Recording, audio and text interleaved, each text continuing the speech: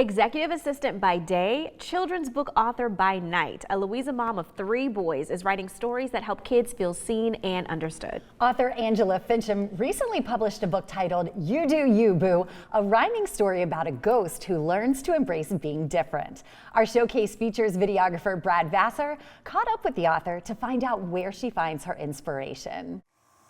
In the quiet town of Whispering Hollow, where the moonlight danced and the soft wind followed. My senior year, my English teacher told me I was a horrible writer because I didn't have an imagination.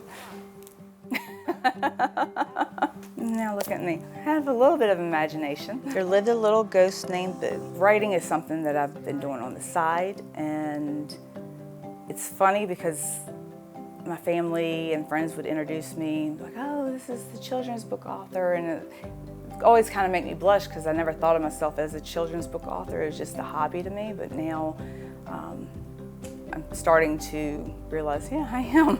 I am a children's book author. Who thought the little ghosts were so eye-catching and bold? I am Angela Fincham, and I'm an author and a mother.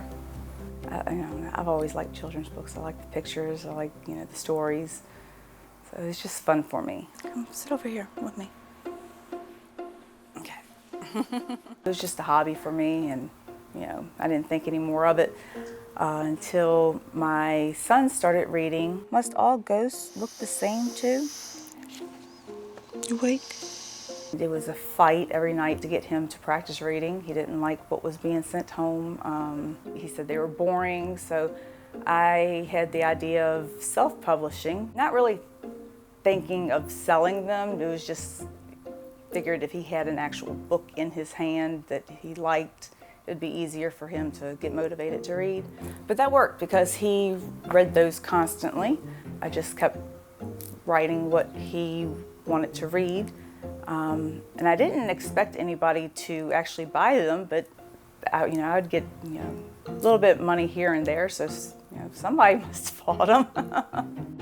One wore stripes, all orange and gold. You do you, boo. It starts out as just a regular ghost, in a white sheet, but she doesn't like looking like everyone else, and she just wants to be different. So she finds this sheet in the attic. It's got florals on it. She kind of inspired the other little ghosts that it was a silly rule you have to wear a white sheet all the time. So then they all end up wearing different color sheets and having fun with it. And then of course at the end it says, you do you, boo. So smiling big, floated our friend in her floral gig.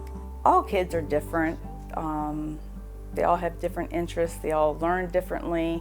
You can't compare 2 of the same kids because nobody is the same. And they need to embrace their differences. Anything can inspire me. And I would just put a note in my phone. I'll have all these notes, and I have to find time to sit down and write them out. And not like 10 minutes here or 20 minutes there. Like, I have to set aside a day and a night because I don't like unfinished products or projects. So I will write through the night until I get to either the end or a good stopping point at least.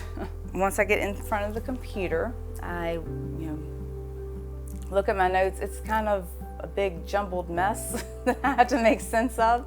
And a lot of times I will have a title before I even have a book.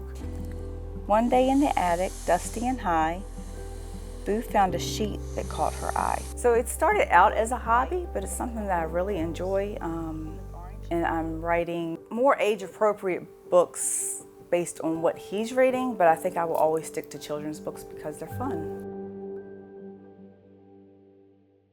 I love it. First of all, the title is something that I would just say in regular conversation. You do you, boo. I thought the book was really impressive, and yes. for me, I was definitely like this ghost a lot, and I just found that if I just dress like myself, like you say, I'm always wearing bright colors and crazy things.